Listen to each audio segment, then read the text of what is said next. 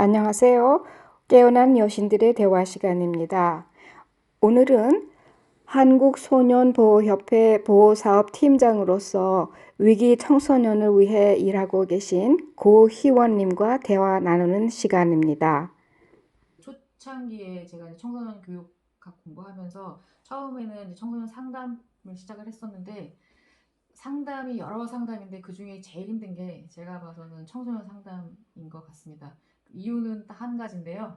뭐냐면 이제 그 아직 자아가 다 완성되기 전에 있는 그 아이들의 그 시기에서 오는 연령의 특징이 하나 있고, 또 하나는 이제 이 친구들은 상담이 끝나고 돌아갔을 때에는 가정이라고 하는 바뀌지 않는 환경에 다시 들어가야 되기 때문에 청소년 상담이 어려운 이유는 그 환경이 변하지 않아서 가장 어려운 것 같습니다. 네, 가정 환경이 아마도 청소년한테 가장 큰 영향을 미치고 네. 또 학교 환경도 네. 요새 그렇게 건강하지 않은 그런 지역사회 네. 영향도 있고 네. 또 청소년 문제라고 얘기를 할 때 네. 보통 어른들 입장에서 이 학생은 문제가 많다 뭐 이렇게 얘기하잖아요. 네. 근데 오랫동안 그 청소년들하고 함께 일하신 경험을 바탕으로 해서 네. 청소년 입장에서 음. 볼 때 뭐가 문제라고 생각하시는지. 청소년 입장에서 네, 우선은 다 마음에 들지 않는 부모님이죠. 네. 그러니까 입장을 바꿔서 보면 부모님들께서는 이제 내 아이의 어떤 기대치, 너무 바라는 희망, 여러 가지 것들, 염원 이런 걸 담아서 이제 교육을 하시고 어떤 좋은 말씀들을 건네시지만, 아이 입장에서는 사실 자기도 자기 자신을 아직 잘 모를 때거든요. 그래서 모르는 상태에서 듣는 얘기들을 아주 어릴 때에는 뭐 그냥 들을 수밖에 없는, 그것이 진리다라고 하지만, 네, 조금 이제 머리가 네, 깨이면서부터는 네. 왜 우리 부모님은 나에게 저런 말을 할까? 내가 나를 알고 싶은데부터 시작해서 이제 거기서 상충되는 것들. 그래서 결국은 아이들은 딱 한 가지인 것 같아요. 나를 몰라주는 부모님. 나를 좀 알아줬으면 하는 마음. 그 안다는 건 너라고 하는 존재가 여기 있어, 그게 아니라 너라고 하는 존재는 어떤 모양의 어떤 색이구나를 좀 객관적으로 봐서 알려주기를 바라는데, 그것보다는 그냥 부모님의 어떤 프레임을 가지고 아이를 그렇죠. 지도하니까 네. 아이들은 그게 답답한 거죠. 예. 그래서 부모님은 자기가 아는 한 가장 최선을 다해서 자녀들을 위해서 최상을 두고 있다고 생각을 하는 분이 이제 대부분이라고 생각을 하는데 그거는 부모님 관점에서 그런 거가 아니겠어요? 그러다 보니까 이게 잘 맞지가 않으니까 아이들은 참 오히려 역효과도 나고 그런 것 같아요. 그래서 부모님이 아이들 입장에서 가장 그 건강하고 행복하게 자랄 수 있도록 하려면은 이거는 그냥 제 생각이지만서도 그 아이의 그 본래의 영성적인 정체성을 부모가 먼저 알아보고 그래서 그 아이의 본래의 모습이 무엇인가를 이 부모의 눈을 통해서 아이가 봄으로 해서 부모와의 간극도 좀 없어지고 또 어려서부터 그 자아 정체성을 제대로 가진 그런 아이로 건강하게 자랄 수 있지 않을까 저는 그렇게 생각을 하거든요. 그래서 요새 보면은 이 건강의 의미에 이 WHO 세계보건기구에서 건강을 정의를 할 때 물론 신체 건강 이런 거 다 중요하지만은 영성적인 건강을 또 굉장히 중요하게 생각을 하고 있거든요. 그래서 우리 부모님들이 아이들을 어떻게 영성적인 면에서 볼 수 있는가 굉장히 그 저는 생각을 가끔 했어요. 예.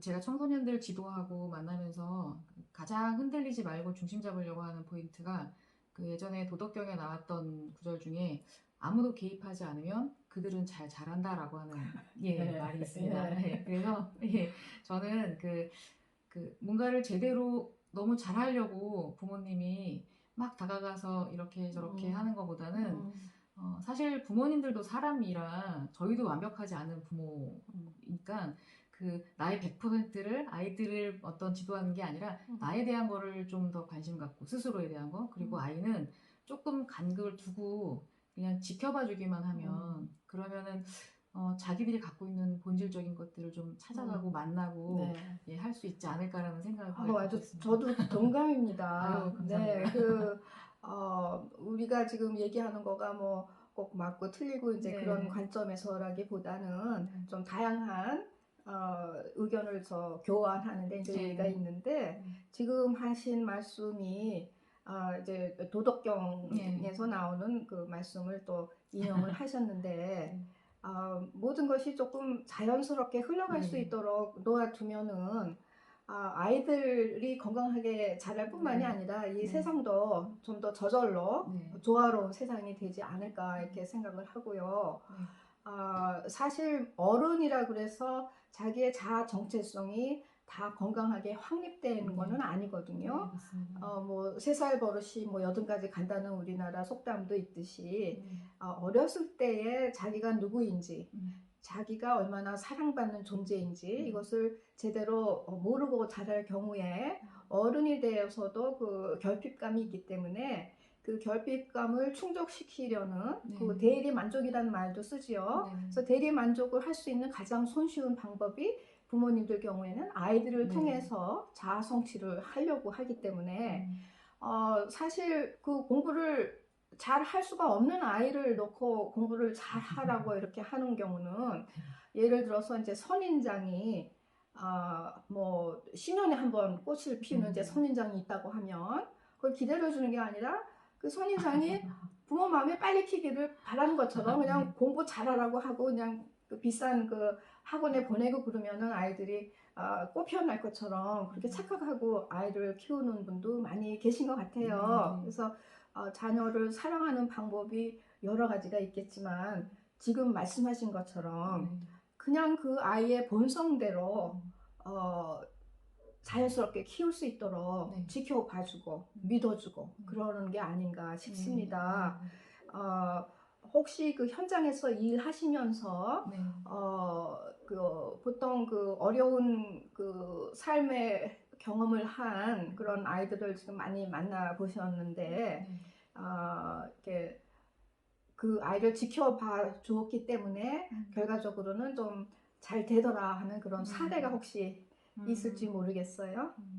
네, 그러니까 우선은 지켜봐 준다는 것 자체가 저는 애정이라고 생각을 하거든요. 애정이 있어야 이 친구의 변화를 기다려줄 수 있고 아직 때가 안 됐나라고 하는 좀 참을성도 갖출 수 있고 그래서 그 근본적으로 봤을 때는 결국 관심이 있는가 없는가의 차이인 것 같고요. 그 어른의 관심이 지나치지 않도록 하고 이제 옆에서 봤을 때는 더디긴 하지만 흔히 어른들이 말하는 그 보편적인 어떤 범주 안에서 자기의 삶을 찾아가는 경우들을 가끔 봅니다. 솔직히 자주 보지는 못하는데요. 네, 예, 네, 그거는 정말 사실이고요. 예. 예, 자주는 못 보지만 가끔 가다가 그런 친구들을 보면 느끼는 건 결국은 이들에게 필요한 건 엄청난 양질의 막 좋은 음식, 뭐 유기농 음식, 뭐 비타민 이런 거보다는 그냥 그 친구가 하는 거를 좀 지켜봐 주는 어떤 시간? 예, 견디어 주는 거? 예, 그냥 그대를 인정해 주려고 하는 마음. 그것만 있으면 그거만큼 좋은 치료약은 없다고 생각을 하고요. 그리고 그렇게 자란 친구들 중에서 지금 제가 만났던 친구는 한 12~13살? 그러니까 초등학교 뭐 한 6학년, 5, 6학년 때부터 이제 뭐 출원생이라고 하는데 저희들 표현으로는 이제 문제를 좀 심각하게 쳤다가 나와서 한참 방황을 했는데 지금은 대학교도 가고 졸업했어요. 졸업하고 그리고 이제 가정도 꾸리고 성공 사례네요. 네. 그래서 그런 친구 그리고 그런 친구들은 결혼을 빨리 합니다. 예, 제가 가서 이제 사실 공부가 되게 많이 됐던 건 이 친구들을 어떻게 해야지 된다라고 하는 공부보다는 솔직히 말씀드리면 저는 왜 이 친구들이 이렇게 됐는가에 대한 공부를 많이 한 것 같아요. 그래서 예전에 그 교수님도 아시겠지만 성철 스님이 하셨던 말 중에서 그 말씀 중에 그러니까 부부는 3살까지만 아이를 열심히 돌보라. 정성을 다해 돌보고 3세 이후부터는 부부 너희의 삶을 살아라고 하셨던 말씀이 저는 한 10년 전 읽었을 때 의미를 잘 몰랐거든요. 네. 왜 애를 3살까지만 열심히 봐야 되지? 막 네. 이랬는데 지금 제가 있는 곳엔 대부분의 아이들이 결국은 어른들이 흔히 보는 큰 문제들을 일으킨 친구들을 자주 접하는데 이 친구들의 거의 한 80%에서 90%가 낳자마자 버려진 친구들. 그래서 이 아이가 경험한 건 포대기에 쌓였을 때 처음 만난 세상은 차갑고 딱딱한 시멘트 바닥 이런 걸 경험한 친구들이 결국은 시설에서 자라면서 나에 대한 관심보다는 그냥 때 맞춰서 밥을 주고 때 맞춰서 옷을 빨아주고 하는 그러한 좀 냉랭한 환경 속에서 자란 친구들이 많아요. 그러거나 아니면은 나서부터 뭐 한쪽 부모님이 안 계신다거나 근데 이제 그 한부모님이 문제가 아니라 그 남겨진 부모님들이 이제 뭐 그 어떤 대부분에 보면 아버님의 어떤 알코올 중독 뭐 이런 것들 때문에 아주 어려서부터 맞고 자란 경험들 이런 친구들이 어릴 때는 자기가 힘이 약하니까 일단은 있다가 한 이제 초등학교 한 4, 5학년, 5, 6학년 되면서부터는 이제 힘이 조금씩 자라고 몸이 크니까 바깥으로 돌고 친구들하고 돌고 반항심 생기고 그러면서 이제 바깥 세상의 맛을 보고 이러고 이제 집은 자기한테는 이제 고통 같은 곳이니까 안 들어가게 되고 자기 나름대로의 예. 생존 전략을 그렇죠. 이제 예. 만들어내는 맞아요. 예. 거죠. 그런데 그 길이 이제 좀 좋지 않았던 그러니까 잘못을 하면서도 그게 무엇이 잘못인지조차도 잘 모르는 애들도 있어요. 그래서 이런 친구들을 보면서 제가 느낀 건 사람이 태어났을 때 부모가 해야 될 거는 정말 아까도 말씀드렸지만 어떤 좋은 걸 주면 더 좋겠지만 그거를 무리하게 하는 것보다는 그냥 그 갓난아기 때 아무것도 걸치지 않은 그 맨살을 닿으면서 그냥 온정이라고 하죠. 그거를 느끼게 해주는 거. 그게 된 친구들은 반항을 하다가도 제자리로 돌아오는 걸 많이 경험을 해요. 네. 예. 그래서 물질적으로 부모가 줄 수 있는 것을 가장 열심히 자기 희생을 하면서까지 제일 잘하는 부모들이 아마도 한국 부모가 아닌가 싶습니다. 네네. 네, 빚을 내서 애를 가리키고 유학까지 보내고 그러는데 뭐 그거 해서 나쁜 건 아니고 하면 네. 좋겠지만 그런 경제적인 여건이 갖추어지지 않았을 경우에도 제 생각에는 아이들한테 줄 수 있는 부모의 마음이 일단 그 아이들을 믿어주는 마음 또 설사 좀 못생긴 아이들을 하더라도 예쁘게 보는 눈을 가진 부모가 그 아이들의 그 감성을 인지를 하고 그래서 아이의 입장에서 볼 때 우리 엄마는 나를 이해하는구나. 내가 지금 어떤 느낌인지를 잘 알고 있구나. 그렇게 할 수 있는 그 감성적인 유대감이 제일 중요하지 않은가 싶어요. 그런데 거의 그냥 로봇처럼 일정 딱 잡혀가지고서 시간 맞춰서 아이들을 그냥 학원에 거의 그 뺑뺑이 하는 생활이 아니겠습니까? 그래서 성적을 올리기 위해서 어쩔 수 없다. 그렇게 하시는 부모님 말씀 제가 잘 이해를 하는데요. 일단 공부를 잘 하려면은 공부할 수 있는 학생으로서의 마음 자세가 뭐 행복하지 않더라도 적어도 정서적으로 안정적이어야 되는데 그 자체가 좀 어려운 그런 환경에서 자라는 아이들이 많은 것 같아서 참 안타까운 마음이 들어요. 뭐 제가 잠깐 한번 생각했던 게 뭐가 있냐면 그렇게 학원을 줄을 세우고 하는 부모님들이 보면 사실은 본인 마음이 불안하신 거예요. 내 아이가 혹시 잘못될까? 내 아이가 뒤처지지 않을까? 혹시 내 아이가 잘못돼서 그거에 대한 책임을 내가 져야 되지 않을까라고 하는 결국 본인들이 갖고 있는 불안감이 아이들을 자꾸 학원을 줄 세우게 되고 이렇게 하고 엄마들끼리 모여다니면서 학원 정보를 교류하시고 이러시는데 네, 열심히들 하시죠. 예, 아주 그냥 성실하게 맞습니다. 예. 정말로 자기의 최선을 다해서 입학에 관한 정보를 모으고 노력들 참 많이 하십니다. 네, 제가 네. 옆에서 보기에. 네. 맞습니다. 근데 제가 조금 더 우리가 바라보는 관점을 다르게 한다면 결국은 저는 불안하기 때문에 학원에 줄을 세운다 뭐 그 원리보다는 그 불안한 마음이 결국은 아이들에게 고스란히 그렇죠. 그게 전달되기 때문에 네. 그런 저희들이 아이에게 가르치고 교육을 할 때 저는 무엇을 자꾸 이야기하냐면 너가 가질 수밖에 없었던 그 환경들에 대한 거를 네가 다 받아들이지 않아도 괜찮다. 어쩔 수 없는 것이었다. 그렇지만 수많은 환경들 속에서도 선택은 내가 하는 것이다.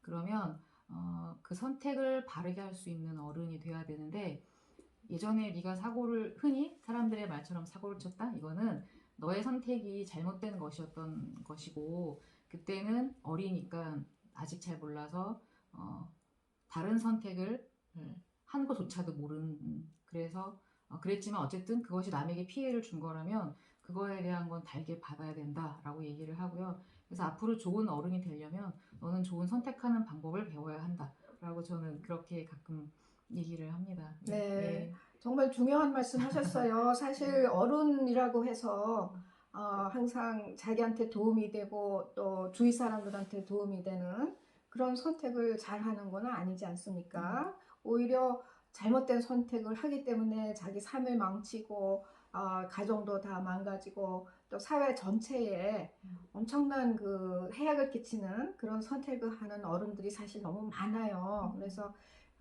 그런 그 현실을 놓고 볼 때 아이들이 그 어렸을 때 뭐 이유가 어떻게 됐든지 간에 그 실수를 하고 하는 것을 잘 잡아서 앞으로 살 때 그 좋은 선택을 해서 예. 자기 삶이 아름답게 꽃피어나게 날 수 있다는 그런 그 희망과 믿음을 주는 일 아주 그 보람된 일을 하고 계시네요. 아주. 감사합니다. 아유. 감사하고 선택을 잘 하려면 엄마가 학원을 줄 세우기보다는 아이 스스로 선택한 한 권의 책을 읽을 수 있게 기다려주는 게 저는 더 좋다고 생각하고요. 네. 예, 그래서 아이 스스로가 결정할 수 있는 어떤 그런 기회들을 좀 많이 주어 네. 보는 거. 네. 그러면 처음에는 당연히 실수하고 어른이 봤을 땐 저런 말도 안 되는 선택을 하다니라고 하는 순간들이 참 많지만 그때그때 이걸 다그치고 혼내키는 게 아니라 잘못된 선택을 해본 경험이 있어야 좋은 선택을 저는 할 수 있다고 네, 생각을 해서 네, 예, 네. 그게 정말 좋은 부모님이 되는 방법이 아닐까 네. 어른으로서 저희가 해야 될 네. 몫이 아닌가라는 생각을 했습니다. 네, 그 민주 시민이 되기 위해서 네. 자기 결정권을 제대로 행사할 수 있어야 되는데 어렸을 때부터 너무 그 어른들이 시키는 대로만 하다 보니까 스스로 느끼고 스스로 판단하고 결정할 기회를 별로 많이 갖지 않고 크는 아이들이 많다 보니까 어른이 돼서도 진정한 의미의 그 민주 시민으로 뽑혀나기가 좀 어렵지 않은가 이렇게 생각을 하고요. 지금까지 굉장히 좋은 말씀을 많이 해주셨는데 부모님들도 사실 좀 많이 어렵지요. 우리가 경쟁 사회에서 살다가 보니까 아이들도 그 경쟁에 이 수레바퀴 위해서 돌아가도록 하지 않으면 안 되는 그런 압박감을 느끼는 부모님들이 계셔서 저도 이제 안타깝게 생각을 하는데 앞으로 우리 사회가 좀 더 어떻게 해야 개인의 삶을 좀 더 건강하게 살 수 있는지 또 우리가 같이 함께 행복한 사회를 만들어 가면서 뭐 사회 지위가 높고 낮음, 뭐 교육 수준이 높고 낮음 그거하고 그렇게 크게 관련되지 않는 최소한의 그 인간으로서 느낄 수 있는 행복감, 만족감, 자아 존중감, 자기가 얼마나 소중한 사람인가를 제대로 아는 자아 정체성 이런 것을 확고히 가진 아이들로 커나갈 때 우리 사회 전체도 좀 더 건강한 사회가 되지 않을까 싶습니다. 오늘 이렇게 바쁜 시간 내주셔서 귀한 말씀 해주셔서 아유, 감사합니다. 정말 감사합니다. 해주셔서 감사합니다.